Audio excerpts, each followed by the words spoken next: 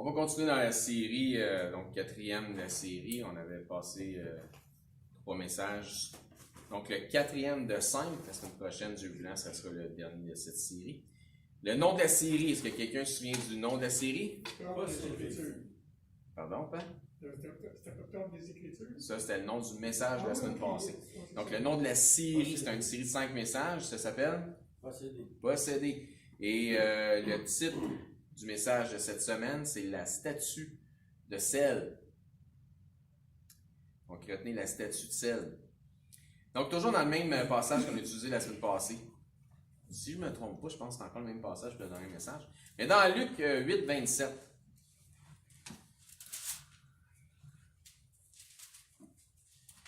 Ça dit là, lorsque Jésus fut descendu à terre, il vint au-devant de lui un homme de la ville, qui était possédé de plusieurs démons.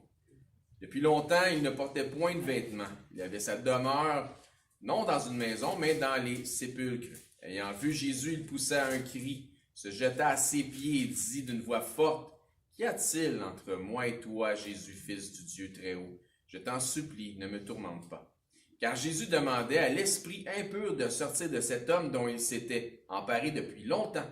On le gardait lié de chaînes et les fers aux pieds, mais il rompait les liens, et il était entraîné par le démon dans les déserts. Jésus lui demanda, « Quel est ton nom? » « Légion, répondit-il, car plusieurs démons étaient entrés en lui. Il pria instamment Jésus de ne pas leur ordonner d'aller dans l'abîme. Il y avait là, dans la montagne, un grand troupeau de pourceaux qui paissaient. Et les démons supplièrent Jésus de leur permettre d'entrer dans ces pourceaux. Il leur permit. Les démons sortirent de cet homme, entrèrent dans les pourceaux et le troupeau se précipita des pentes escarpées dans le lac et se noya. Ceux qui les faisaient paître, voyant ce qui était arrivé, s'enfuirent et répandirent la nouvelle dans la ville et dans les campagnes.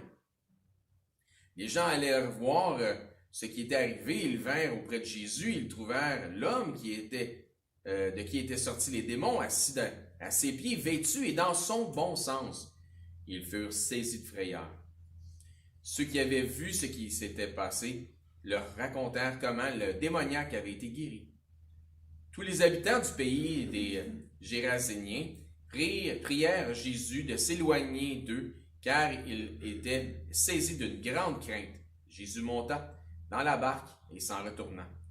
L'homme de qui étaient sortis les démons lui demandait la permission de rester avec lui, mais Jésus le renvoya en disant, « Retourne dans ta maison et raconte tout ce que Dieu t'a fait. » Il s'en alla et publia par toute la ville tout ce que Jésus avait fait pour lui. Donc, voyez-vous comment c'est intéressant de voir.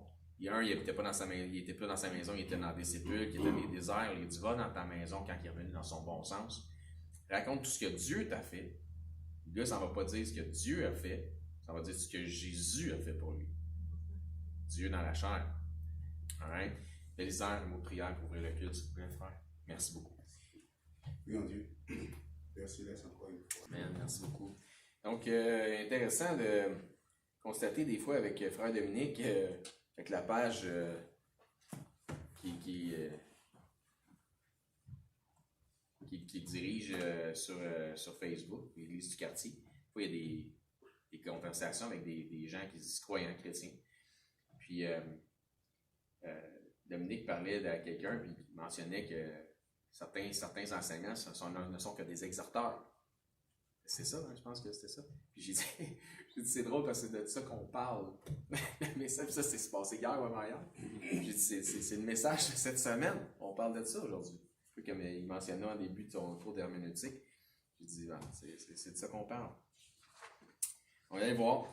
Donc, on continue notre étude à partir du même texte que celui de la semaine passée. C'est une étude, mais c'est aussi un sermon. Hein. C'est pas, comme je dis, c'est pas une étude systématique là, sur les gens possédés, mais c'est inspiré de ça, puis c'est une étude ou c'est un sermon qui va être actuel, ce qu'on vit, les besoins, etc. qu'on a.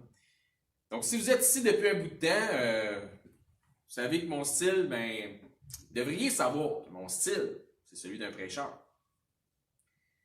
Il y a des enseignants, il y a des exhorteurs, il y a des prêcheurs.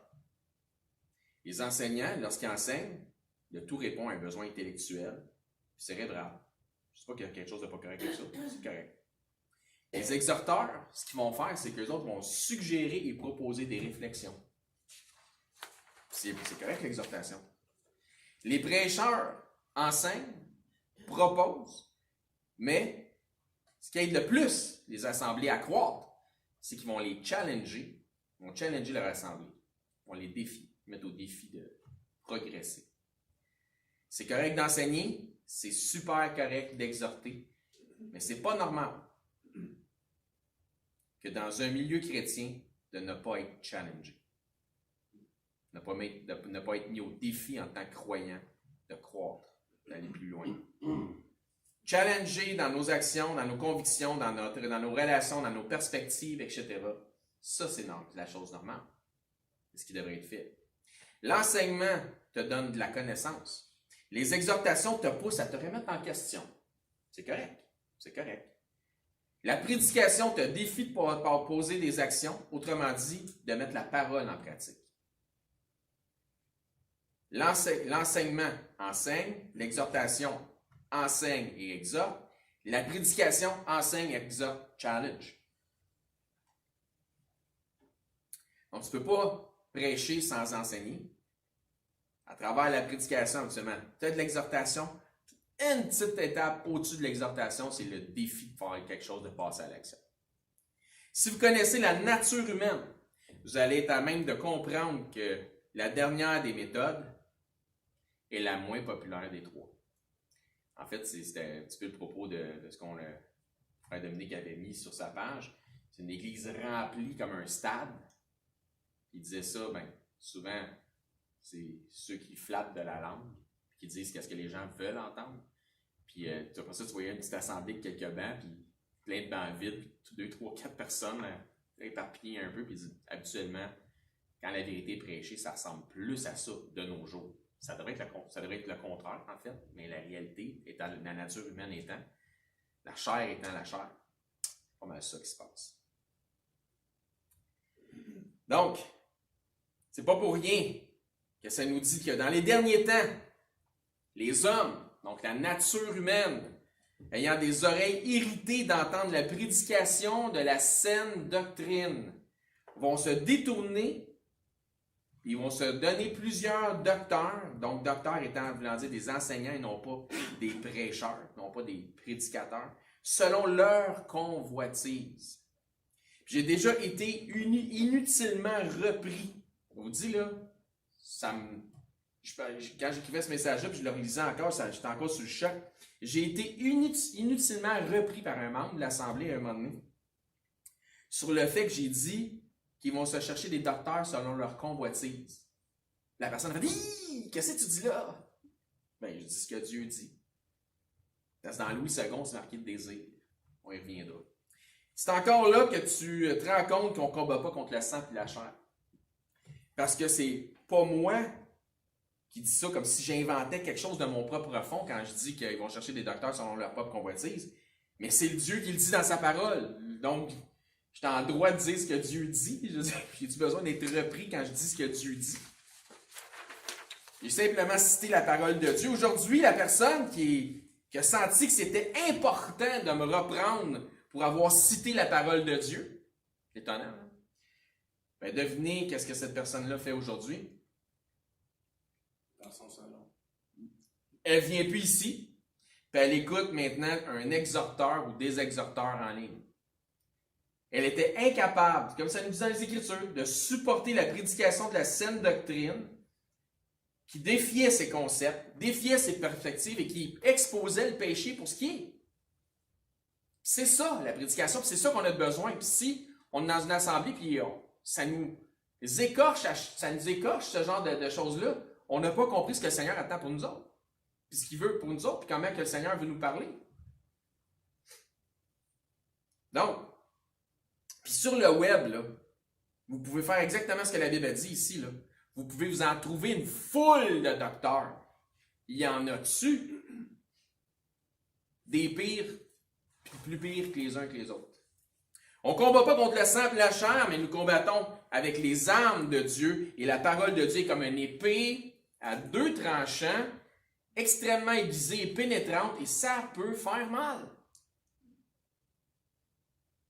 Elle va mettre en lumière les œuvres de ténèbres. La raison pour laquelle cette personne avait si vivement réagi à la prédication de la saine doctrine comme étant une exagération, pourtant c'était ce qui était écrit, ou comme si c'était quelque chose de mauvais, pourquoi qu'elle a réagi si vivement, cette personne-là? C'est que c'était ça, son péché. Son cœur était déjà parti. Oui, mais dans 2 Timothée 4.3, ça ne dit pas des docteurs selon leur convoitise, mais selon leur désir. Dans King James, ça dit carrément « after their own lust ». Dans d'autres versions, ça va dire carrément « selon leur convoitise ». On ne commencera pas à faire de la sémantique. On va lire le passage tantôt, vous allez voir que c'est clair. Là. Selon leur désir, selon le contexte, veut dire selon ce qu'ils convoitent. C'est ça un désir, en quelque sorte. Donc, le commentaire était que la convoitise, c'est un péché. Donc, la personne a dit, tu vas trop loin, là, que la convoitise, ça, c'est péché. Là. C'est comme tu es en train de dire que si ces personnes-là font ça, ils pêchent.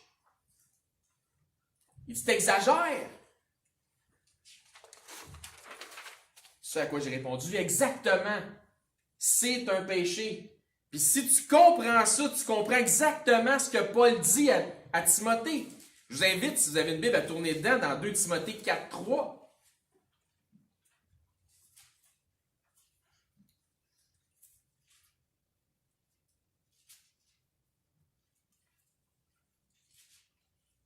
Il dit, car il viendra un temps, on doit être plus proche de ce temps-là aujourd'hui que dans le temps de Timothée, il viendra un temps où les hommes ne supporteront pas la saine doctrine. Ça va-tu bien ou ça va mal? Ça va mal. Il n'est pas en train de louanger ce phénomène-là. Là. Il viendra un temps où les hommes ne supporteront pas la saine doctrine, mais ayant la démangeaison d'entendre des choses agréables. Ils se donneront une foule de docteurs, pas des prêcheurs, des enseignants, selon leur propre désir. Donc, selon leur convoitise, pas selon donc, selon leur propre désir ou selon la saine doctrine?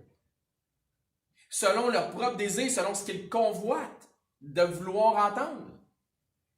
Quelque chose qui va leur faire du bien parce que la saine doctrine leur fait mal aux oreilles. Ça les irrite. Choisir entre entendre la prédication de la saine doctrine qui t'irrite les oreilles peut être assez mature pour te dire que c'est toi qui as un problème dans ta vie spirituelle, puis tu devrais te remettre au diapason avec ton Seigneur. Arrêter de shooter ces prêcheurs comme si c'est eux autres qui inventaient des choses quand c'est ça que Dieu dit. Ou choisir d'entendre des choses qui font ton affaire, qui donnent un bon feeling, un bon sentiment de piété, mais au détriment de quoi? Au détriment de la saine doctrine. C'est un péché. Il n'est pas en train de faire la louange de ça, il est en train de dire que quelqu'un qui fait ça, il pêche. Fait que me faire reprendre là-dessus en disant, mais là, tu annonces que quelqu'un qui fait ça, il pêche. Oui, exactement. Donc, si vous connaissez moindrement les Écritures, vous allez pouvoir répondre aux questions suivantes. On va faire un test ce matin avec vous. Moïse, prêcheur ou seulement exhorteur? Est-ce qu'il défiait? Jean-Baptiste, prêcheur ou seulement un exhorteur? Hein, quelqu'un aurait-tu dit à Jean-Baptiste, oui, tu vas trop loin, là, Jean. Ah, Moïse, tu vas trop loin, là. Jésus, notre Seigneur, prêcheur ou exhorteur? Prêcheur. Moïse et l'ensemble des prophètes challengeaient, défiaient l'Assemblée d'Israël. Jean-Baptiste, Jésus-Christ n'avaient pas leur langue dans leur poche, comme notre frère nous disait dans l'herméneutique ce matin. Ils étaient définitivement des prêcheurs.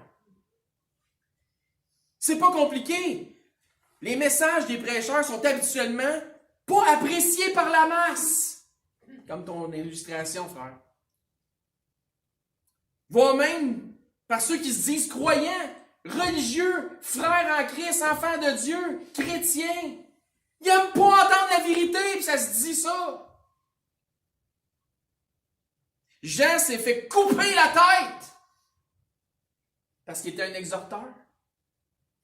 Parce que c'était un prêcheur.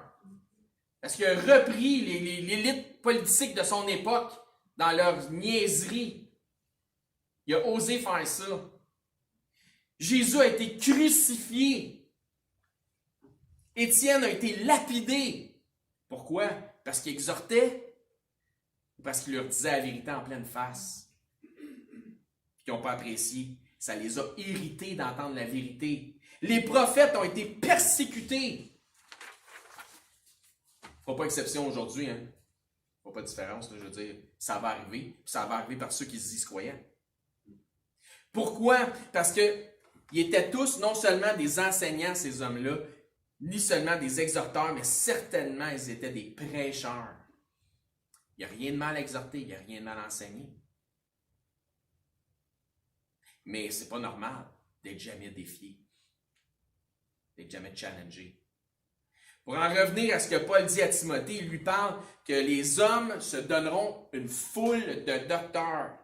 Mais à Timothée, dans le même chapitre, il lui dit ceci: « Je t'en conjure devant Dieu.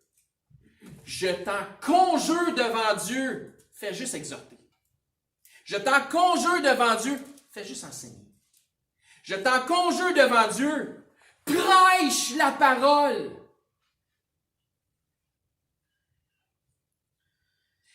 Insiste en toute occasion, favorable ou non. Ah, t'as pas aimé ce que Dieu dit? M'a le dire pareil, parce que c'est Dieu qui le dit.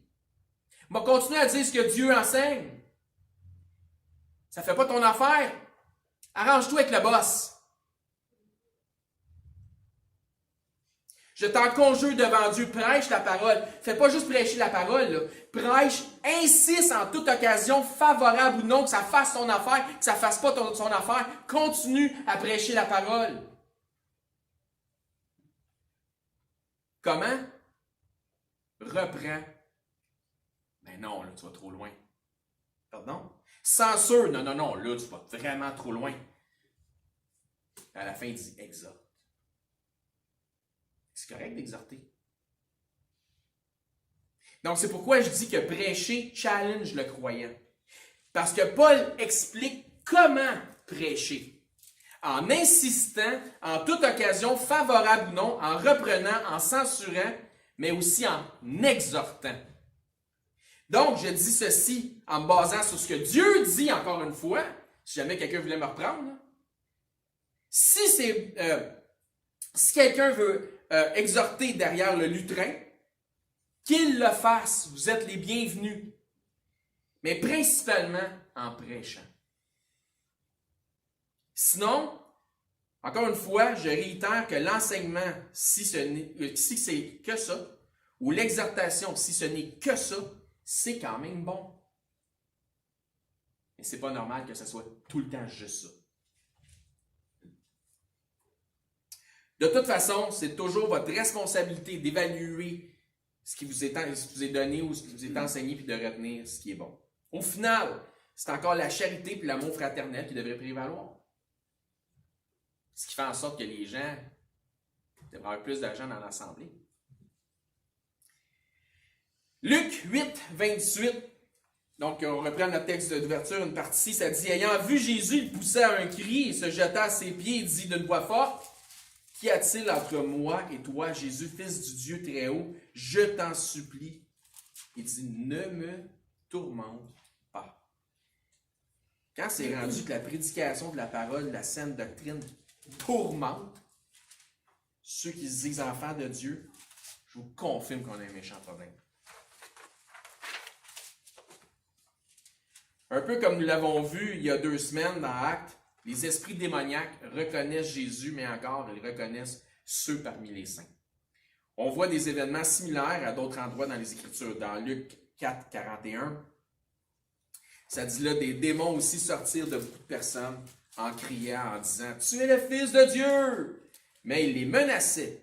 Il ne leur permettait pas de parler parce qu'ils savaient, on parle « ils », les esprits démoniaques, car les esprits démoniaques savaient qu'il était le Christ. Les mauvais esprits, les démoniaques, réagissent à l'approche de ce qui est saint. Ils sauvent.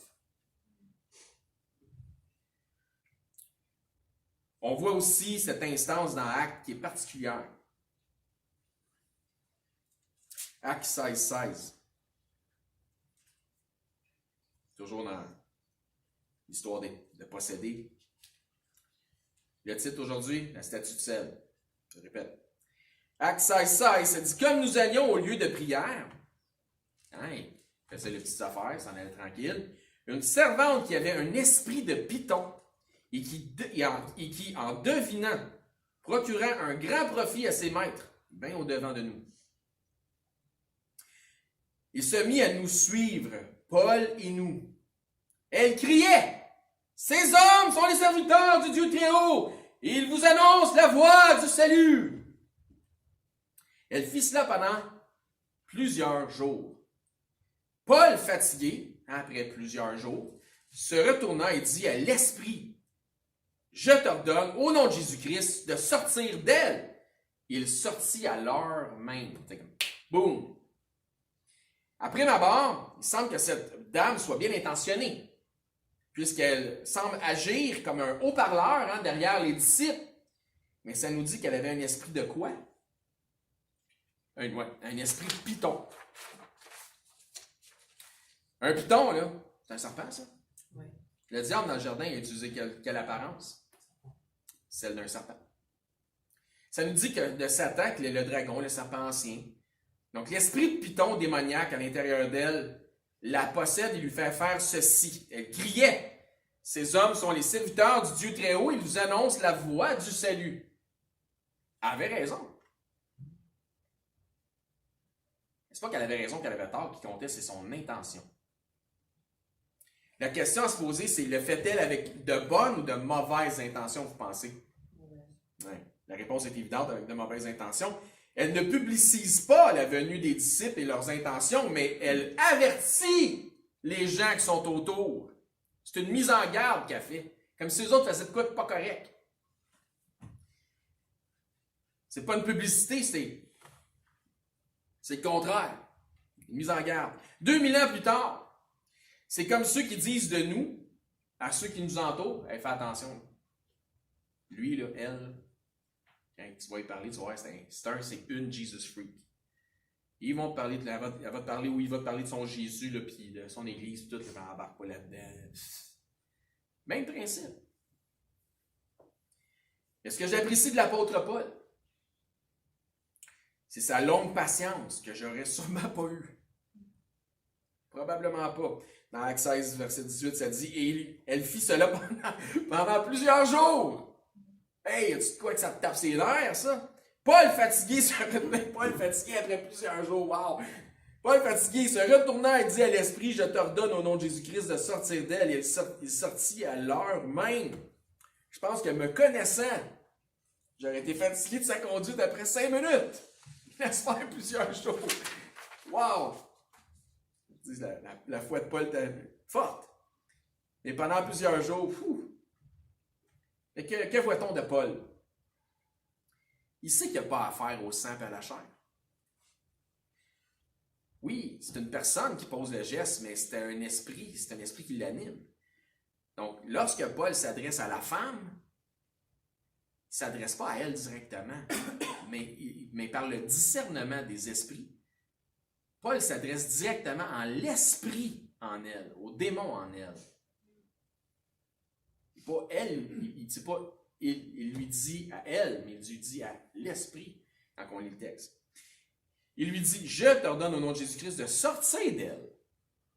C'est à l'esprit qui... Donc on ne combat pas contre le sang et la chair. Posséder cette femme est ce qu'on appelle une loud mouth. Une grande gueule. Elle crie. L'esprit sort. Elle se la ferme. On observe aussi qu'elle rapportait un revenu à ses maîtres en devinant. Une sorte de voyante.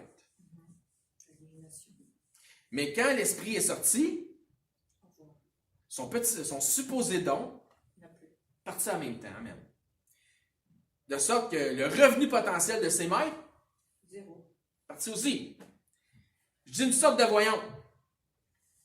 Mais le mot est extrêmement bien choisi dans les Écritures, ça dit qu'elle devinait. C'est donc une devineuse, pas une voyante. Devinatrice. Voici donc comment ça fonctionne dans l'occultisme démoniaque. Et je me permets, les démons, le diable, de ce que je comprends, les démons, le diable, n'ont pas l'omniscience de Dieu. Ils ne connaissent pas l'avenir de manière exacte et précise, telle que Dieu la connaît. Suivez? Ma compréhension des choses, c'est qu'ils sont intelligents. Je veux dire, ce sont des anges de Satan. C'est pas des. Ils sont brillants. Ils connaissent les Écritures, sont intelligents.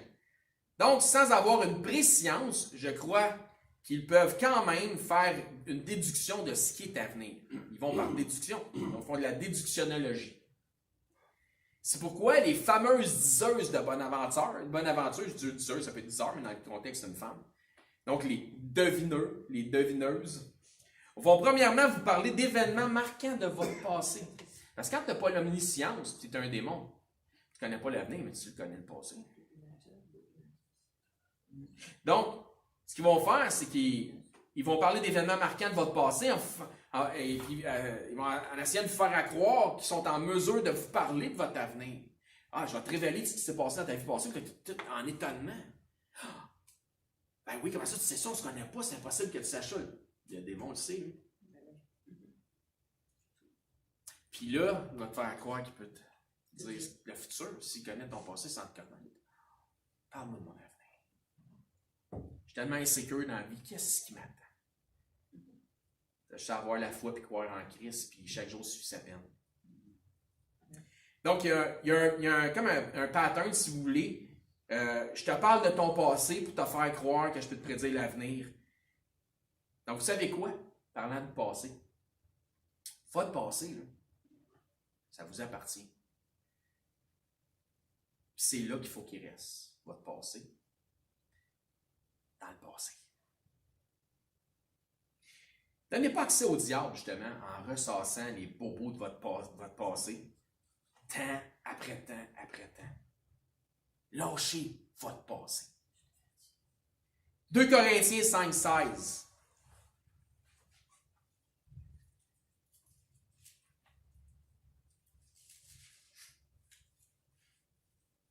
Ainsi, dès maintenant, nous ne connaissons personne selon la chair. Et si nous avons connu Christ selon la chair, maintenant, nous ne le connaissons plus de cette manière. On connaît Christ pas selon la chair, mais d'une autre manière. Selon la chair, non. On parle ici d'un renouvellement de l'esprit. Et vous allez voir, verset 17. Si quelqu'un est en Christ, qu'est-ce qui est écrit là? Si quelqu'un est en Christ, est-ce que vous êtes en Christ? Et si quelqu'un est en Christ, et seulement si quelqu'un est en Christ, il est une nouvelle créature. Les choses anciennes sont passées. Voici, toutes choses sont devenues nouvelles. Il y a quelque chose de malsain de toujours essayer d'aller fouiller son passé pour justifier ses comportements ou ses limitations. Je répète ça, il y a quelque chose de malsain de toujours aller fouiller dans son passé pour essayer de justifier nos comportements ou nos limitations. C'est malsain. Verset 18. Et tout cela vient de Dieu, en qui vous êtes supposés croire, qui nous a réconciliés avec lui par Christ et qui nous a donné le ministère de la réconciliation. Réconcilié avec Christ, ton passé en arrière. Pas réconcilié avec ton passé, réconcilié avec ton futur en Christ. Lâche ton passé, donne pas d'accès au diable. C'est quoi le trip d'essayer de démystifier son passé pour améliorer son futur en oubliant de vivre le moment présent? Ça dit ceci ici, verset 17. Si, conditionnel, quelqu'un est en Christ, il est une nouvelle créature. C'est peut-être ça le problème. tu ne lâches pas ton passé, peut-être qu'il y a quelque chose qui ne va pas bien avec ta relation avec le Seigneur. Question, es-tu en Jésus-Christ? As-tu réellement confessé Christ comme étant ton Seigneur et ton Sauveur? Si oui, tu es quoi? Une nouvelle créature! Ouais, mais moi, là, quand j'étais petit ou quand j'étais jeune, mon père, ceci, puis ma mère, cela, puis mes parents, ceci, puis mon enfance, on s'en fout! Pourquoi qu'on s'en fout? Parce que ça dit ensuite, les choses anciennes sont passées! Où sont les choses anciennes? Passées! Laisse ça là! Laisse les morts enterrer leurs morts, que Christ dit. Vous êtes... Voici, êtes-vous prêts? Voici. Boum! Toutes choses, toutes comme dans toutes, pas toutes sauf ton enfance méprisable, pas toutes, mais mais absolument toutes choses, là. Toutes choses sont devenues nouvelles. Tu cherches à sortir tes bébites du passé, à exorciser ton passé, puis je pense que c'est le cas de le dire. Tu donnes accès au diable puis à ses anges. Lâche ton passé. Lâche ton passé. Lâche ton passé. Si par la foi tu regardes en avant avec une vision spirituelle, puis c'est peut-être ça le problème, tu n'as pas de vision. Sans vision, le peuple périt. Qu'est-ce que Dieu a pour toi? Dieu a un plan pour toi. Dieu a quelque chose pour toi. Alors, regarde en avant avec le Seigneur. Il tient la main puis il tire. Puis ça arrête de regarder en arrière. Regarde en avant. Si tu regardes en avant avec une vision spirituelle, en mettant des yeux sur les choses à venir, sur les récompenses que le Seigneur a pour toi, par la foi, avec l'espérance, puis ce qu'on espère, on l'espère des choses qu'on ne voit pas, mais on y croit. Tu pourras dire comme l'apôtre Paul, les éléments de ma vie passée, je les regarde comme des vidanges. La vraie traduction dit du fumier. Rajoutez le mot que vous voudrez comme ce mot-là. Dieu t'a sorti de ton passé, c'est certainement pas pour qu'il t'y retourne sans cesse, comme le chien, qui retourne à ce que vomit, comme la truie que tu viens de laver, qui retourne dans son bourbier. Genèse 19, 23. Connaissez l'histoire de Sodome et Gomorrhe? Il y a des anges qui s'en viennent, sortent de la famille de Lot. Ils sortent de la famille de Lot de Sodome pour les sauver. Ça dit, le soleil se leva sur la terre lorsque Lot entrit dans Tsoar. Alors l'Éternel fit pleuvoir du ciel sur Sodome et sur Gomorrhe, du soufre et du feu, de par l'Éternel. Il détruisit ces villes. Toute la plaine et tous les habitants des villes et les plantes de la terre. Écoutez bien ce qui suit. Vous vous souvenez du titre de notre message aujourd'hui? La femme de Lot. Regardez en arrière. Pow! Elle est devenue une statue de sel. La femme de Lot, regardant en arrière, elle devint une statue de sel. Pourquoi certains n'avancent jamais et grandissent jamais en connaissance en Christ? C'est parce qu'il ou elle passe trop de temps à regarder en arrière. Même chose avec tous ceux qui essaient de vous tirer les verres du nez en essayant de vous faire parler de votre supposé passé dans le but de vous faire croire qui ont de la clairvoyance ou qui sont là pour vous aider. Embarquez jamais dans leur jeu. Parce que tout ce que vous allez répondre sera retenu contre vous pour vous faire croire à des solutions, pas de la clairvoyance. Quelqu'un cherche, selon la psychologie des hommes, à creuser le passé pour y trouver des réponses et des solutions. L'humanisme, les amis, c'est une doctrine démoniaque. Ce n'est absolument pas selon l'Esprit Saint, mais selon un autre esprit. Même si l'adepte de cet exercice se dit d'être un supposé pasteur, attention à ne pas être séduit par la philosophie des hommes qui n'a aucun rapport avec la pensée de Christ. Prenez garde d'être séduit par les philosophies, par les rudiments du monde, par les traditions des hommes, qui n'est pas selon Christ que ça nous dit. Qu'est-ce que Jésus en pense?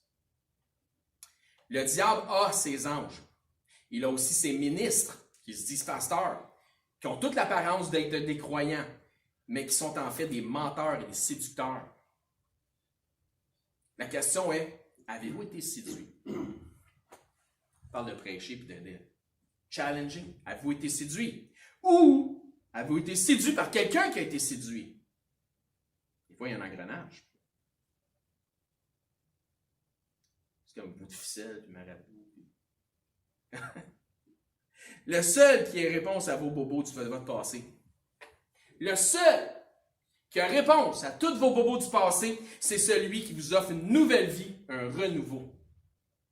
Et il est le même qui peut vous rendre libre. Libre de vos chaînes du passé. En vous invitant maintenant, aujourd'hui. Qu'est-ce qu'on a lu tout à l'heure dans les psaumes? Aujourd'hui, c'est le jour que l'Éternel a fait. Soyons joyeux, réjouissons-nous aujourd'hui. Aujourd'hui. Il vous invite à regarder en avant. Ne devenez pas une statucelle, frères et sœurs. Ne devenez pas une statucelle comme étant médusée par votre vie d'avant. Votre vie passée, mais regardez en avant avec Christ. Aujourd'hui, pas hier, c'est le jour du salut. Et voici que toutes choses sont devenues nouvelles. Aujourd'hui, c'est le jour du salut. Chaque jour suffit sa peine. Celui qui met la main à la charrue et qui regarde en arrière n'est pas apte au royaume de Dieu. Lorsque les anges ont fait sortir Lot, ses deux filles et sa femme de Sodome, un des anges a donné cette instruction. Dans Genèse 19, 17, puis je vous fais juste vous lire une partie du verset, ça dit « Sauve-toi pour ta vie. Ne regarde pas derrière toi. » Qu'est-ce qu'il y a en arrière? La mort. Qu'est-ce qu'il y a en avant? La vie. Ne t'arrête pas.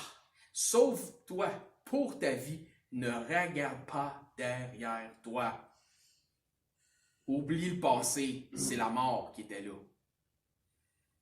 On est une nouvelle créature, c'est une nouvelle naissance qu'on a. On est venu à la vie avec Christ. Ne t'arrête pas. Sa femme a fait exactement le contraire et est devenue une statue de sel. Si vous voulez regarder en arrière, souvenez-vous que donc d'une chose. Là, regardez en arrière. Je vous invite à faire une chose. Regardez donc à ce que Dieu a accompli dans votre vie. Toutes les merveilles qu'il a faites, qui peuvent fortifier votre foi. Ça, c'est peut-être des choses à vous remémorer. Qui peuvent vous permettre d'aller mieux, puis aller encore plus de l'avant avec Christ. Souvenez-vous des merveilles que Christ a faites pour vous. Si vous n'avez jamais mis toute votre confiance en Christ pour le salut de votre âme, faites-le aujourd'hui. Car aujourd'hui, c'est le jour du salut. Aujourd'hui, c'est une belle journée pour être sauvé. Il va vous donner un nouveau départ, une nouvelle naissance, une nouvelle vie. Essayez pas de faire le ménage de votre vie avant de venir à Jésus. Laissez donc Jésus faire le ménage dans votre vie. Devenez son œuvre. Comme ça ne sera pas votre œuvre, parce que vos œuvres ne peuvent rien accomplir pour vous. C'est Jésus qui a fait déjà l'œuvre pour vous. Faites juste confiance à Jésus, afin que ça soit devenez son œuvre. Amen. Allez, prions. Merci Seigneur Dieu pour la parole de votre parole qui est une lampe à notre sentier. Seigneur.